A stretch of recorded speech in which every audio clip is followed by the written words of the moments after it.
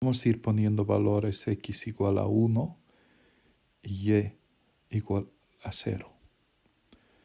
Y vamos a suponer que ahí existe un 0. Entonces 1, 0 da 0, salida 1. Ese 1 entra en la otra entrada. 0 y 1 da 1, cambia 1. Entonces 1 y 1 es 0 en la salida. Y ese 0 se transfiere a la entrada de la compuerta de abajo. 0 y 0 va a ser 1 y se estabiliza. Para poder implementar un flip-flop tipo D, tenemos que crear primero un latch SR, que está bajo esta configuración. 2 NANDs con retroalimentados de esta manera. Vamos inicialmente a meter estos datos. Tenemos el 1 y el 0 en la entrada. Y entonces ponemos 1, 0 y me va a dar 0 y 1 en Z y W.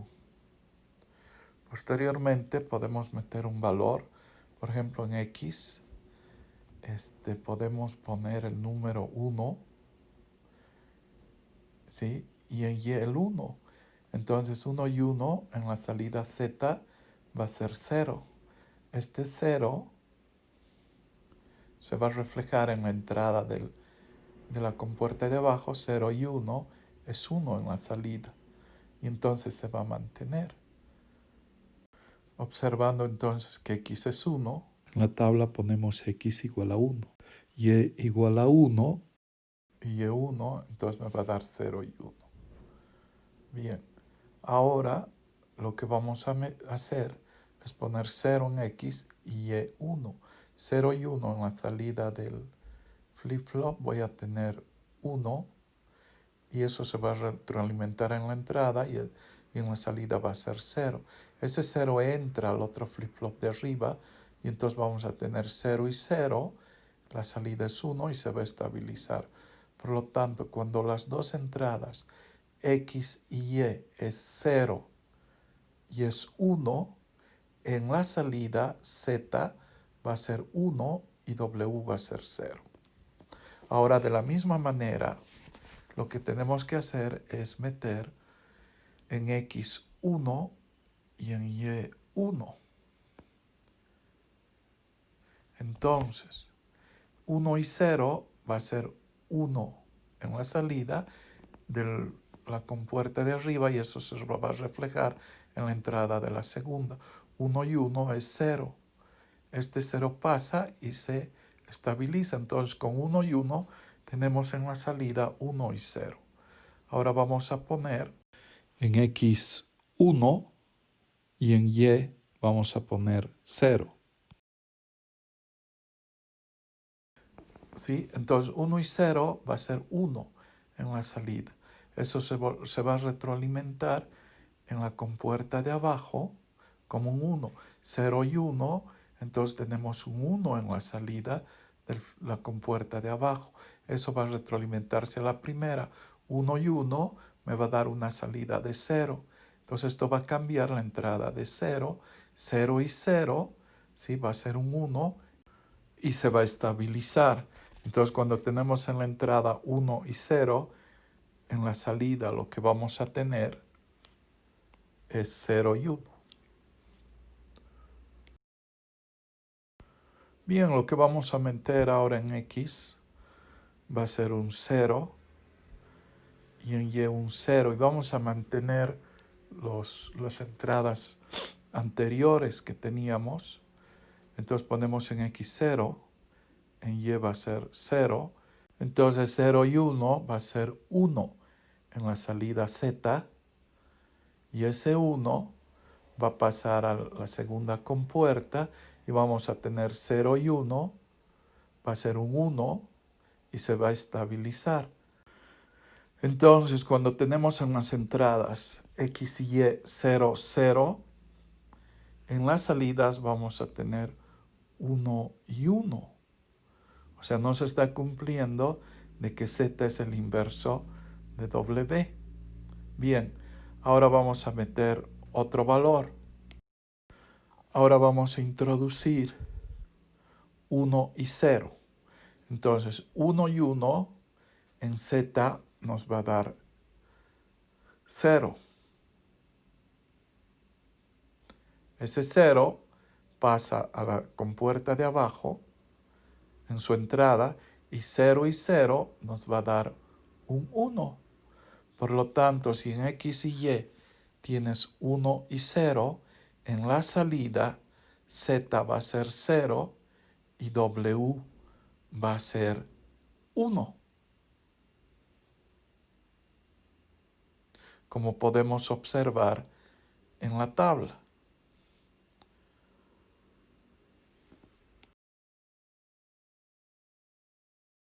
Ahora, si ponemos en X 0 y en Y 1, lo que vamos a tener es que X 0 y la anterior entrada 1 me va a dar un 1. Y eso se va a transferir a la compuerta, a la entrada de la compuerta como 1, y 1 va a ser 0. Ese 0 va a regresar a la entrada de la primera compuerta y 0, 0 es 1. Por lo tanto, se va a estabilizar de esa manera. O sea, cuando tenemos 0 en X y Y1, entonces en la salida Z va a ser un 1 y W va a ser 0.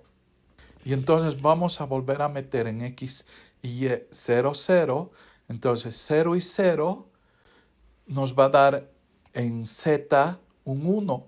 Ese 1 ya está puesto en la entrada, entonces 1 y 0 va a ser un 1. Ese 1 ahora sí cambia la entrada de la primera compuerta y 0 y 1 va a ser un 1. ¿Y qué ha sucedido? Que tenemos los dos nuevamente en 1. Entonces, si tenemos en X 0 y en Y 0, la salida Z va a ser un 1 y W va a ser nuevamente un 1. Al desarrollar un latch SR necesitamos saber y poner un set igual a 1 va a ocasionar en la salida un 1. Pero como en una computadora cuando reseteamos, si ponemos el reset y activamos el reset a 1, ¿cuánto se convierte en la salida? La salida obviamente se va a iniciar, o sea que la salida va a ser igual a 0. Esto es lo que vamos a utilizar. Entonces, si nos fijamos más o menos en la tabla, voy a decir que set va a ser igual a X y la salida va a ser W porque va a tener un 1. Y eso lo podemos observar cuando set es igual a 1. Entonces W se va a hacer igual a 1. De la misma manera, podemos pensar ahora, ¿cuál va a ser reset? Reset voy a poner Y igual a 1. Y entonces la salida va a ser 1. ¿Cuál es el caso? Es la tercera fila. Y es igual a 1 y Z se hace igual a 1. Ahora observemos, cuando la entrada aquí es 1 y 1, fíjense bien que se repite el dato 0 y 1. ¿Será casualidad? A ver, vamos a ver otra entrada donde sea 1, 1. Pues tenemos en la cuarta fila justamente 1 y 1 y se repite el dato cuando la entrada es 1, 1. Entonces, en esta situación se está produciendo el principio de memoria. Siempre podemos observar que entre el Z y el W es su complemento, pero fijémonos en 0, 0. Ahí no se cumple que Z y W sea su complemento.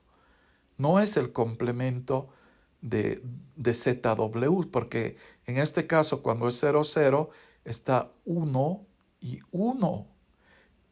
Entonces aquí se está rompiendo la regla, como en el último caso, donde también se pone, si es 0, 0, 1, 1, aunque habían estados iniciales diferentes.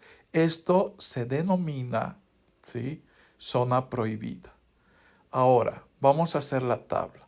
Vamos a poner SR, ¿sí?, y vamos a poner la salida justamente que va a ser Q, la salida.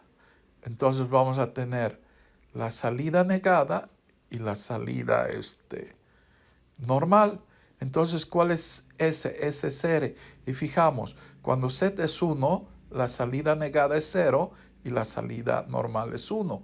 Pero cuando reset se hace 1, la salida negada se hace 1 y la salida se hace 0. Y cuando es 1 y 1, es el principio de memoria. Se repite el dato anterior. Y cuando es 0, 0, los dos se ponen en 1.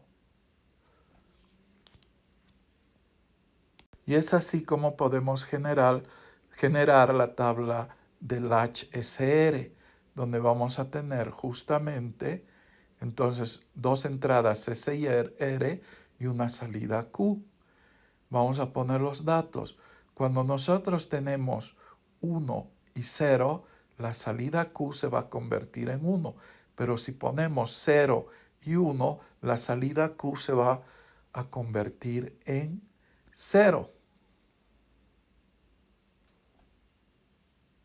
Ahora, ¿qué sucede si nosotros tenemos 1, 1? ¿Sí? Aquí lo que va a pasar es que se va a presentar lo que había antes, el estado anterior. ¿Sí? Cuando Qn, Q es n y Q va a ser Qn menos 1. Y si es 0, 0, ¿sí? En este caso la voy a denominar zona prohibida. ¿Por qué? Porque puede ser un 0, un 1 o un ruido.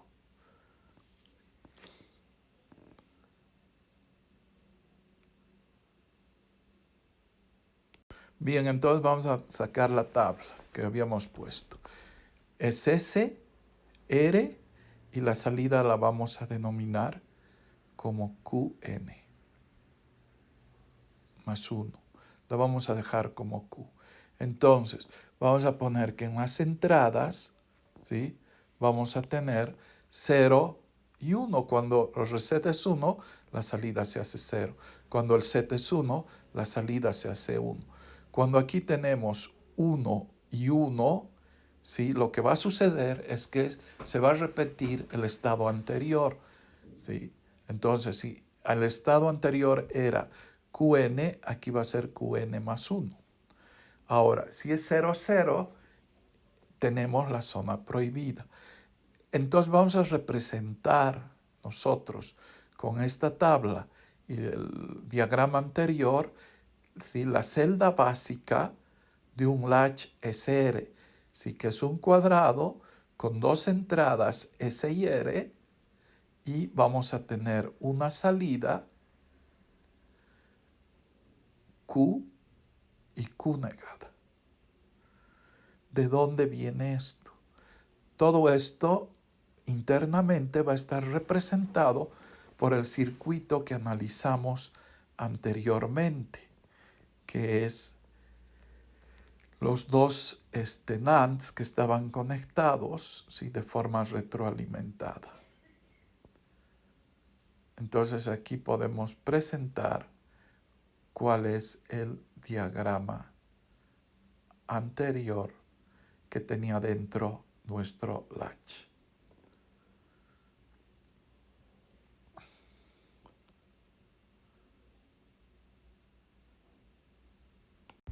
Aquí tenemos los ANDs conectados de esta manera. Si en la entrada superior es 0 y en la parte central es 0 y abajo 0, las salidas se van a hacer 0. ¿Qué nos sucede aquí o de qué nos damos cuenta?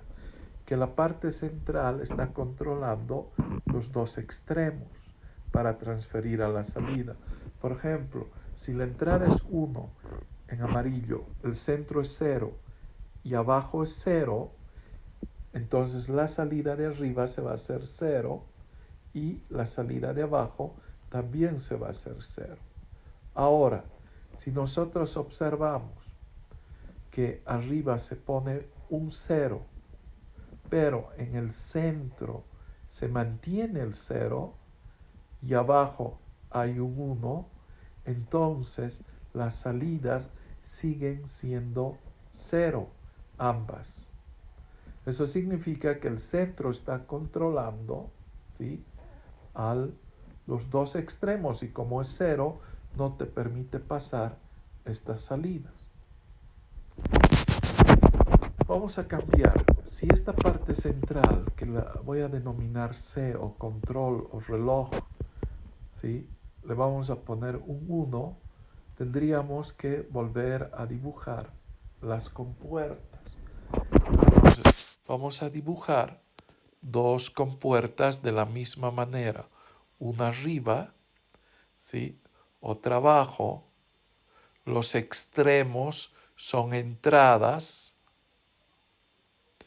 y el centro se une para hacer un control y monitorear estas entradas para que te permita pasar a estas dos salidas.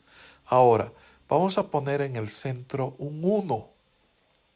Anteriormente fue diferente. Arriba tenemos 0 y abajo tenemos 0.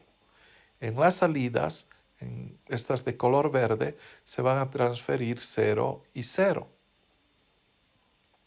Con un 1 nuevamente en el centro y arriba un 1, ¿sí?, y abajo ponemos un 0 que está pintado con amarillo, se va a transferir en la salida un 1 y un 0.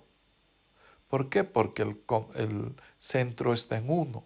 Ahora, si mantenemos el centro o el control o el reloj en 1 y arriba ponemos un 0 y en la parte inferior, en la entrada inferior un 1, en la salida se va a transmitir de esta misma manera un 0 arriba y un 1 abajo.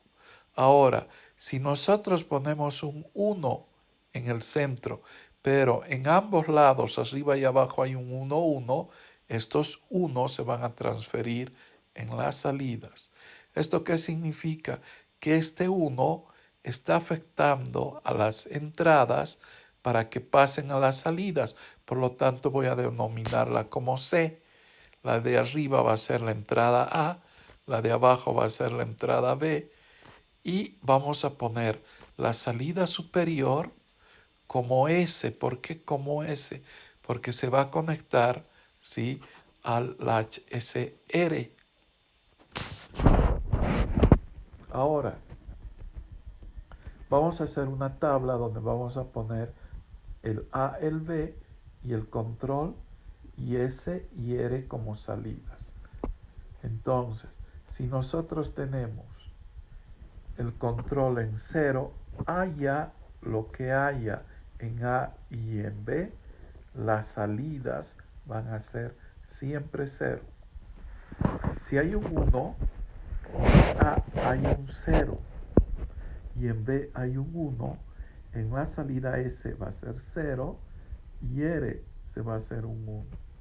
Pero si vamos a A con 1 y B 0 y mantenemos C igual a 1, esto se va a transferir en SR en las salidas. Y si ambas son 1, también S y R se van a hacer 1.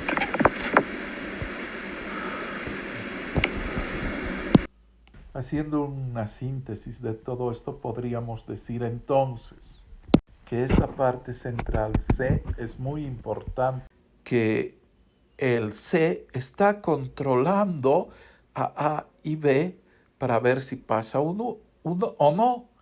Podemos observar eso en la tablita inferior que tenemos, que si C es 0, haya lo que haya en A y B, siempre las salidas S y R van a ser 0.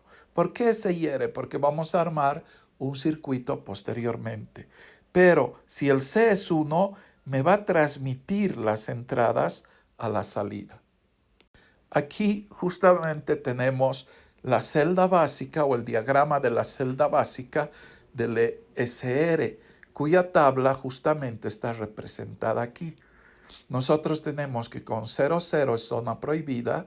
Cuando el reset se hace 1, la salida es 0.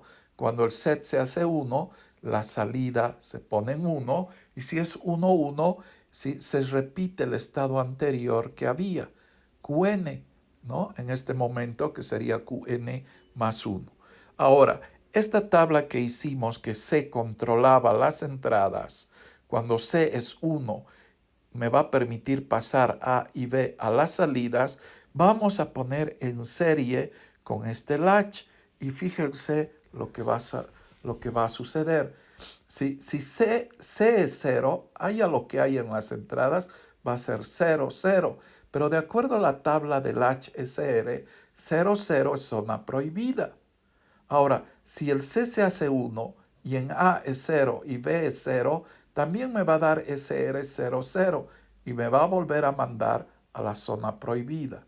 Pero si C se hace 1, podemos ver que se va a transferir el 0 y 1 y con 0 y 1 activando el reset, la salida se hace 0. Lo mismo va a ser cuando se activa el set, la salida 1. Y cuando el C es 1 y las dos entradas A y B son 1 y 1, entonces las salidas SR son 1 y 1. Esos entran al diagrama de la celda básica del latch SR y me va a producir una salida Qn, que es la memoria o estado anterior de un estado presente Qn más 1.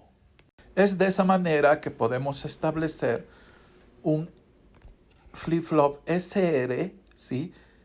Con un control C, como podemos observar aquí, que cuando el C es 0, haya lo que hay en las entradas, la salida va a ser zona prohibida. Cuando es 0, 0 en las entradas, pero el clock me permite pasar justamente ese 0, ese set 0 y el reset 0, en la salida va a ser zona prohibida. Cuando el clock es 1, ¿sí? El reset se pone en 1 y el set en 0, entonces obviamente el reset se hace 0. Pero si el set se hace 1, en la salida vamos a tener 1. Pero si los dos set y reset son 1 y 1, es estado anterior. Entonces aquí podemos observar la zona prohibida, el reset, el set y la memoria, el estado anterior. Porque entonces aquí en este caso lo que estuviéramos teniendo es que esta es la memoria. ¿Qué nos dice esto? Que un circuito secuencial tiene un estado anterior de memoria que se va a retroalimentar en un estado siguiente con una entrada en ese estado siguiente y me va a proporcionar una salida siguiente dentro de un circuito combinacional. Entonces un circuito secuencial sí tiene un estado de memoria, ¿sí? Que va a proporcionar estados anteriores en las salidas. Para unificar las compuertas NAND, vamos a hacer el mismo experimento, ¿sí? De lo que sucede acá. Vamos a poner esta configuración y lo mismo que cuando aquí el clock, el del centro, se hace 0, ¿sí? Siempre en las salidas vamos a tener 1, ¿sí? Pero cuando el clock se hace 1, pero en el diagrama inferior podemos observar que cuando el clock se hace 1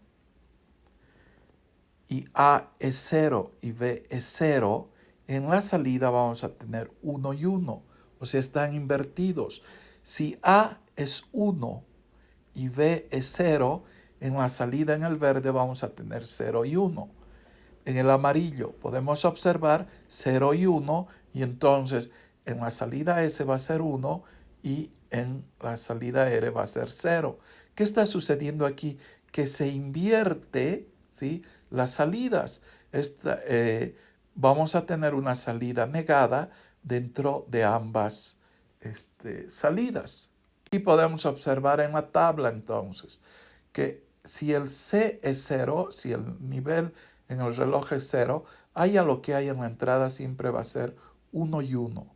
Pero si el reloj es 1 y en la entrada tenemos 0, 0, también las salidas van a ser 1 y 1. Ahora, si el reloj es 1 y tenemos en el A 0 y en el B 1, ahora sí la salida va a ser 0 y 1. ¿Por qué? Porque aquí cambié, ya invertí en el diagrama esas salidas. Entonces vamos a tener esta tabla de esta manera. Ahora hemos unido las dos partes. Los dos AND conectadas, dos entradas a un control, y sus salidas conectadas a la celda básica o al diagrama de la celda básica SR. Entonces podemos ver que cuando C es 0, haya lo que haya en S y en R, ¿sí? Va a ser estado de memoria. Cuando el C se hace 1 y las dos entradas S y R se hacen 0, también va a ser un estado de memoria. Podemos ir observando la variación que va teniendo justamente C' y R' entre las dos entradas de las dos interfaces que hemos puesto. Porque 1 y 1, si S' es 1 y R' es 1, siempre va a ser un estado de memoria. Pero cuando C es 1 y S es 0 y R es 1, entonces en la salida vamos a tener un 0. Pero si el set se hace 1 y R se hace 0, en la salida vamos a tener un 1. Y la transferencia en S' y R' se sigue manifestando. Entonces, ¿qué sucede cuando tenemos ahora las dos entradas SR en 1 y 1? ¿Sí? La salida de la primera interfaz me va a dar 0 y 0 y justamente 0 y 0 me va a mandar a zona prohibida de acuerdo al diagrama o la tabla del SR. Entonces en la parte media podemos ver que se ha conectado estos dos circuitos NANDs con un control hacia una celda básica RS, ¿sí? Y tenemos entonces ya una tabla generalizada, ¿sí? En esta parte de la derecha inferior, donde podemos ir analizando cuando C vale 0, haya lo que haya en la entrada, siempre va a ser estado anterior. Y también cuando las dos entradas S y R se hacen 0 y C es 1. Y cuando se mantiene el C en 1, te permite dejar pasar R y S. Entonces, como el R va a ser 0 y el set es 1, entonces en la salida voy a obtener un 1. Y cuando el R se hace 1 y el set se hace 0, pues en la salida voy a obtener 0, 0. Pero si los dos son unos, voy a entrar directamente en la zona prohibida. Aquí vamos a tener un SR disparado por nivel. Voy a probar, de acuerdo a la tabla que está a la derecha, vamos a probar estos diagramas de tiempo, donde la entrada set está cambiando, ¿sí? un diagrama de tiempo como se muestra en la primera línea. Posteriormente está el reset, la entrada R, donde también va a ir cambiando, y tenemos el control C en la tercera línea. Vamos a observar entonces ahora qué sucede con la salida. Por ejemplo, si el clock es 1, dice aquí, si el clock es 1, va a monitorear las entradas. Pero si las entradas aquí tenemos, por ejemplo, el set en 0 y el reset en 1, este es un SR disparado por nivel. Su tabla está a la derecha y se pueden mostrar las variaciones de sus entradas para proporcionar una salida. En la primera entrada en el set vamos a tener un conjunto de altos y ceros, ¿sí? Planteados en diferentes tiempos y formando así un diagrama de tiempo. En el reset hay otro diagrama de tiempo y el set también va a estar controlado por un diagrama de tiempo. En el Q vamos a ver, de acuerdo a estas tres entradas que tenemos, qué va a ir sucediendo. Por ejemplo, en el primer intervalo podemos observar que el set está en 0, el reset está en 1 y el clock está en 1. Entonces, el set está en 0, vamos a la tabla, el reset está en 1, el clock es en 1 y debe ser la salida 0. Entonces, la parte verde es la salida. Posteriormente, en el segundo intervalo, podemos observar tanto el set como el reset están en 1 y el clock en 1. Entonces, el set y el reset están en 1 y el clock en 1 y es zona prohibida. Entonces, ponemos en alto y en bajo una línea roja indicando que puede ser cualquier valor o ruido que se pueda manejar ahí. En el tercer intervalo vamos a tener en set un 1, en reset un 0 y todavía se mantiene en ese intervalo el reloj en 1. Por lo tanto vamos a tener 1 y 0, 1 y 0 y el reloj en 1 va a ser 1. ¿Sí? Ahora baja el control o el reloj a 0 y si baja es estado de memoria. Entonces mantenemos el estado de memoria, ¿sí?, en el cuarto intervalo. En el quinto nuevamente sube el reloj, ¿sí?, y monitoreamos que el set esté en 0 y el reset está en 1. Por lo tanto, entonces, la salida es 0. Posteriormente, en el siguiente intervalo, tenemos que el set está en 1 y el reset es 0. El set está en 1 y el reset es 1. Por lo tanto, ambos van a ser unos. Manteniéndose todavía el nivel del control o reloj en alto, podemos observar que el set ha subido a 1 y el reset ha bajado a 0. Por lo tanto, la salida se va a hacer 1. En el último intervalo aquí todavía donde se mantiene el reloj, ¿sí?, el segundo nivel, podemos observar que ambos están en 0. Y si ambos están en 0, es estado de memoria.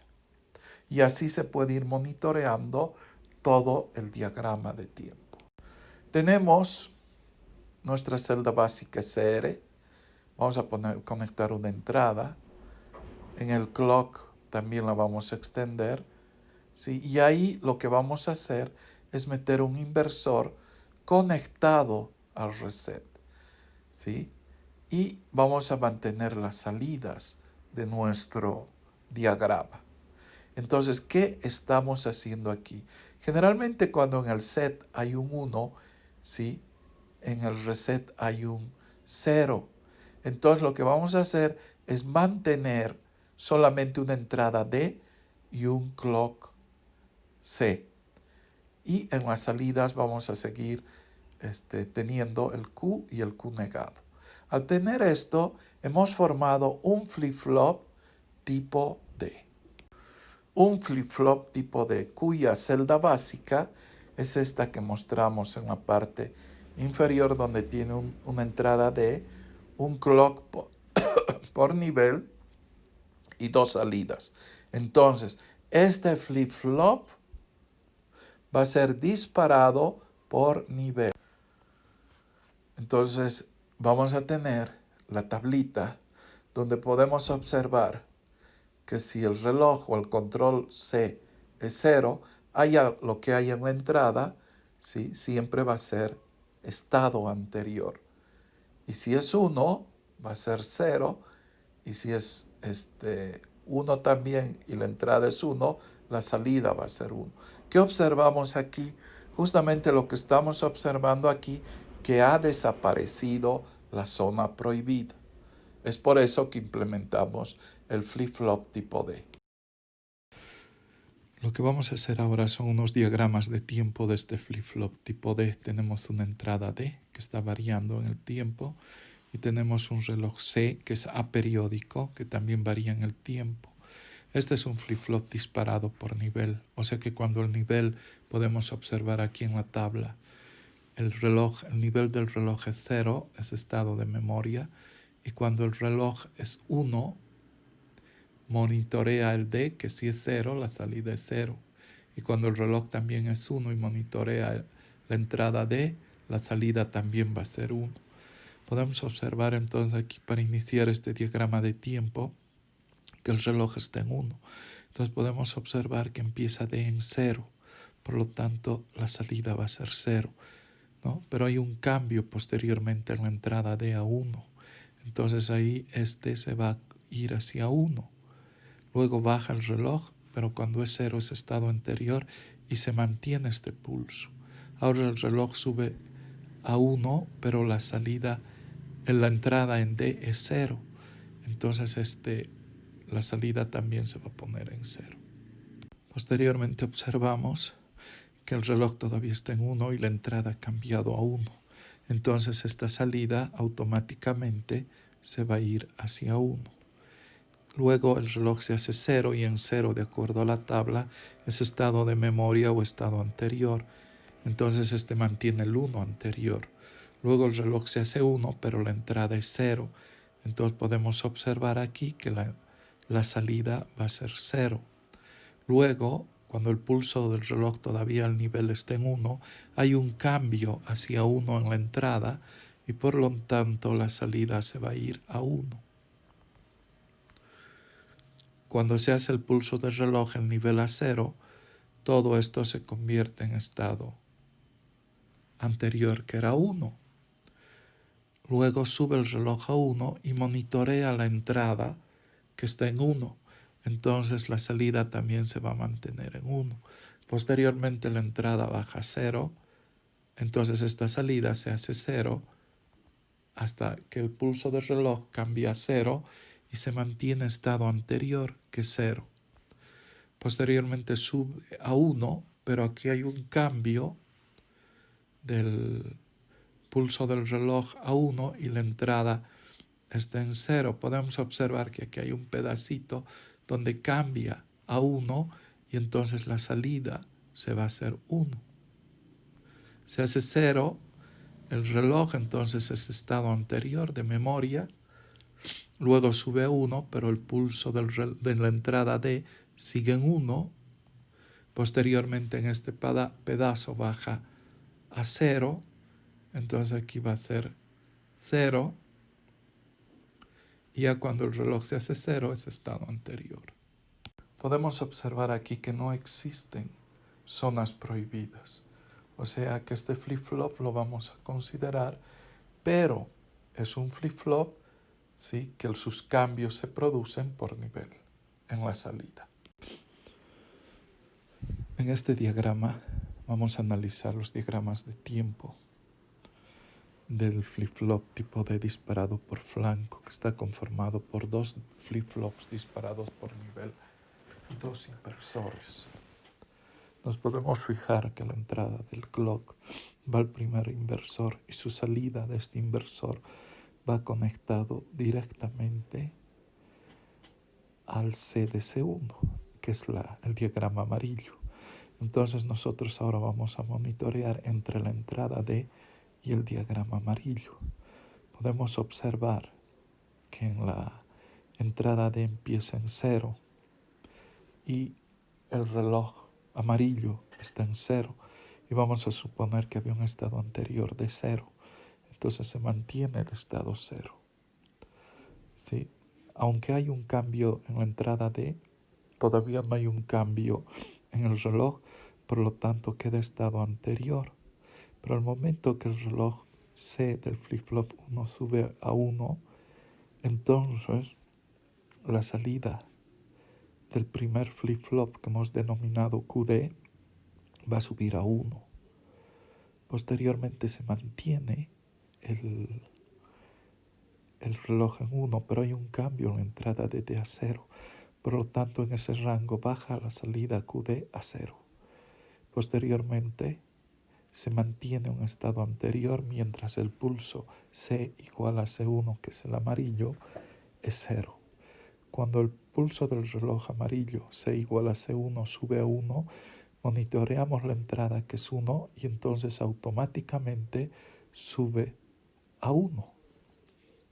En esta parte, el nivel del reloj C igual a C1 que entra al flip-flop 1 todavía está en 1, pero ha habido un cambio en la entrada del flip-flop 1 en D, que es 0, entonces esto es 0. Posteriormente baja el nivel del reloj que está entrando al flip-flop 1, el amarillo, baja a 0, y si 0 es estado anterior, pues mientras está en 0 se mantiene en 0.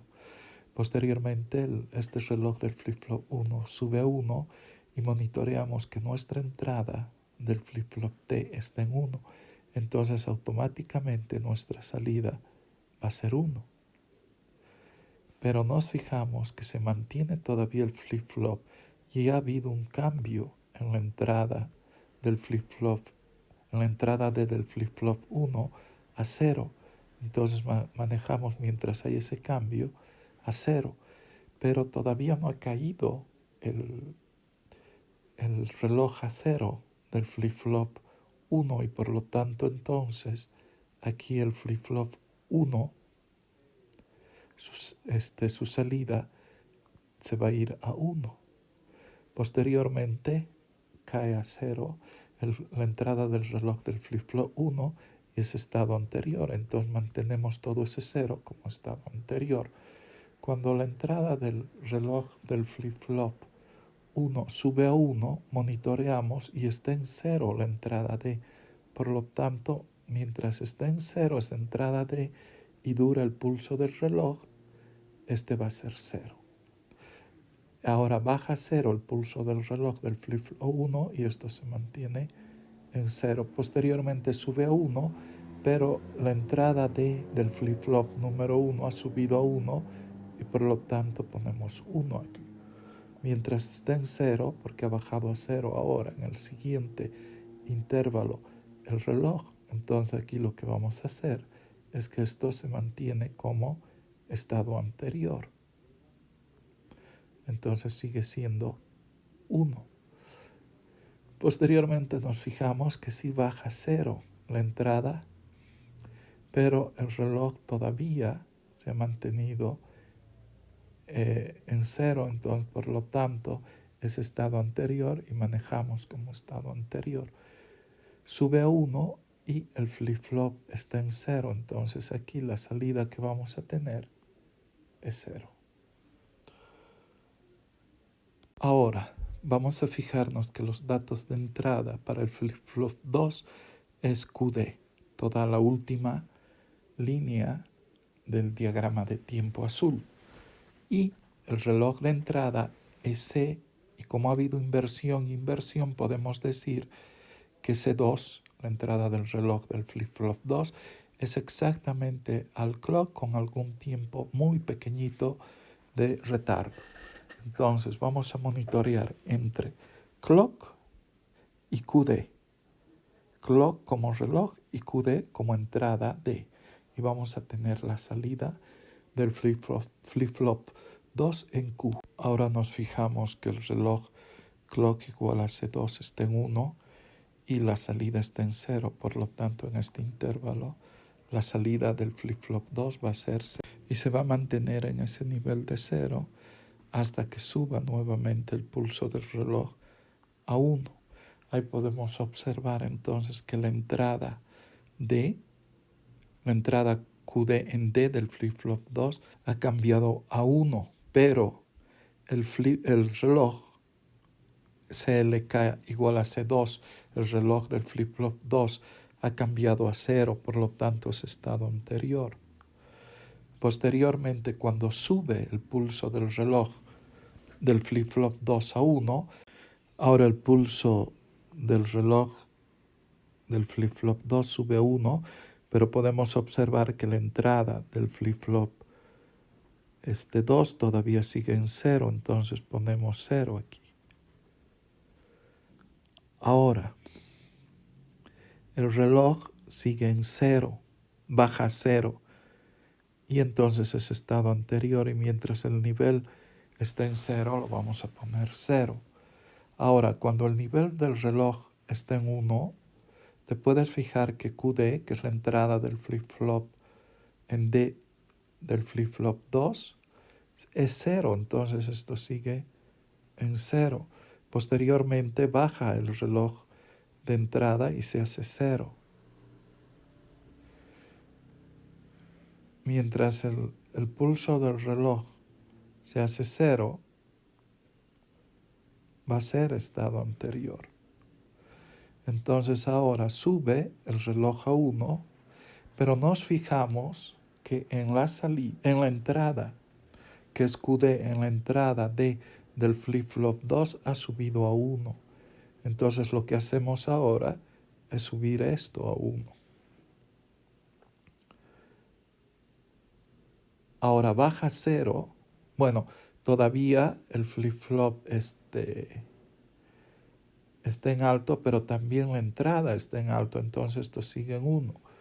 Ahora, el reloj baja a 0 y por lo tanto es estado anterior.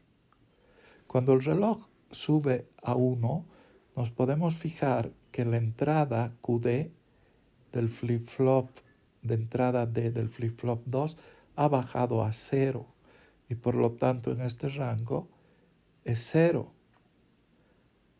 y se mantiene en 0 en ese intervalo. Posteriormente, la entrada del reloj del flip-flop 2 baja a 0, entonces es estado anterior.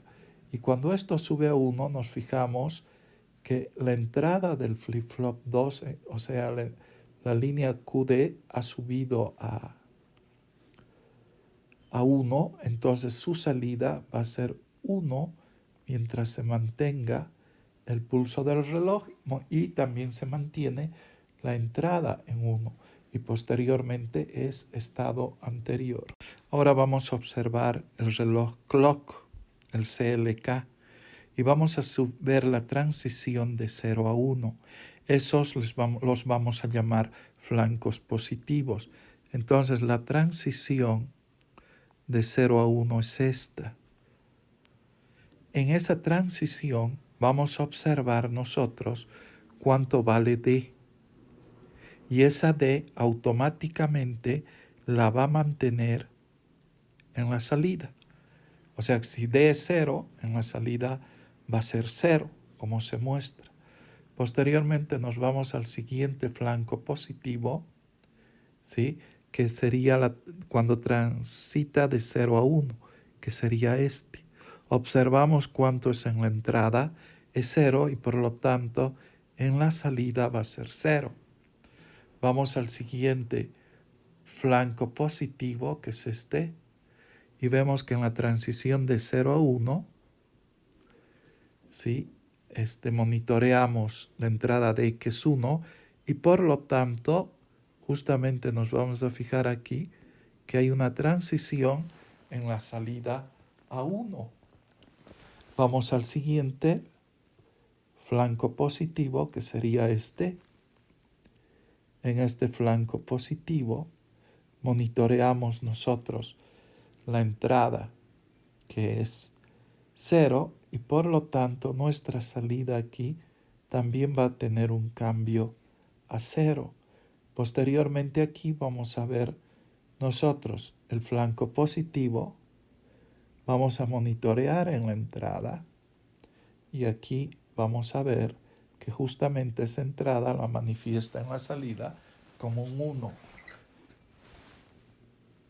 Entonces los flancos positivos los vamos a determinar por estas flechitas, que es la transición de 0 a 1. Y nos fijamos en este flanco positivo, la entrada es 0 y por lo tanto la salida va a ser 0. En este otro flanco positivo, la entrada es 0 y por lo tanto la salida es 0. En este flanco positivo, la entrada es 1 y por lo tanto la salida es 1. En este flanco positivo la entrada es 0 y cambia la salida a 0.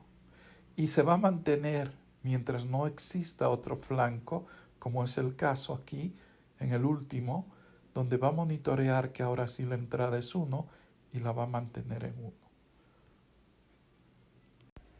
Este diagrama de dos flip-flops tipo D disparados por flanco y dos inversores nos van a presentar al flip-flop tipo D disparado por flanco, como hemos visto anteriormente, cuyo diagrama es el siguiente.